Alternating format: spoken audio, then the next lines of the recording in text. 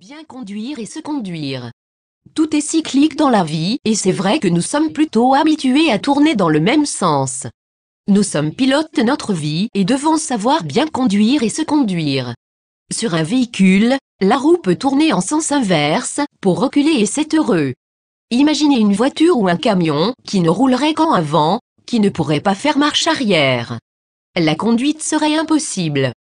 Pourtant, suivant cette métaphore, certaines personnes ne se remettent jamais en cause, et foncent sans réfléchir sur une route qui leur déplaît, vivent une vie stressante, fatigante, inappropriée à leur véritable nature. Souvent, prendre du recul est une très bonne chose, pour repartir dans une autre direction plus intéressante. Il est, à ce moment-là, nécessaire de savoir jusqu'où reculer et surtout, pour se diriger vers où. Dans la vie, c'est la même chose. Si on n'observe pas notre vie, notre conduite et qu'on avance sans conscience, on peut se retrouver dans un mur ou errer sur une route sans âme. Notre vie est très souvent semblable à notre conduite, même à pied ou à vélo. Celui qui roule trop vite sur une route non adaptée, outre le fait aujourd'hui de payer et perdre ses points s'il se fait flasher, risque de perdre le contrôle de sa voiture. Surtout si elle n'est pas adaptée à la vitesse, en mauvais état ou trafiquée. Il risque aussi de causer des accidents à ceux qui ne roulent pas comme lui, qui ne sont pas sur la même longueur d'onde.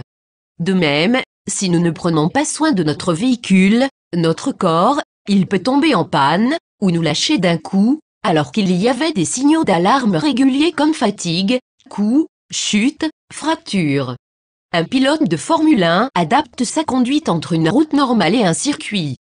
Tout est question de rapport entre la tête et les jambes, l'énergie et la conscience, l'attitude et l'amour de la vie. Comment est votre vie?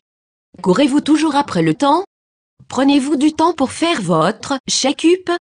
Quelle est votre source d'énergie et votre consommation? Prenez une feuille et notez vos réponses. Elles seront un bon indicateur de votre vie actuelle. Offrez-vous ce cadeau de prendre du temps pour vous. Les vacances arrivent, c'est une période nécessaire de repos pour l'organisme, les pensées et les émotions. Profitez-en pour faire votre vidange, libérer le stress, le trop-plein. Et respirez. Je vous souhaite, quelle que soit leur période, une super régénération. Que le meilleur soit. Joëlia. Le jardin de Joëlia.com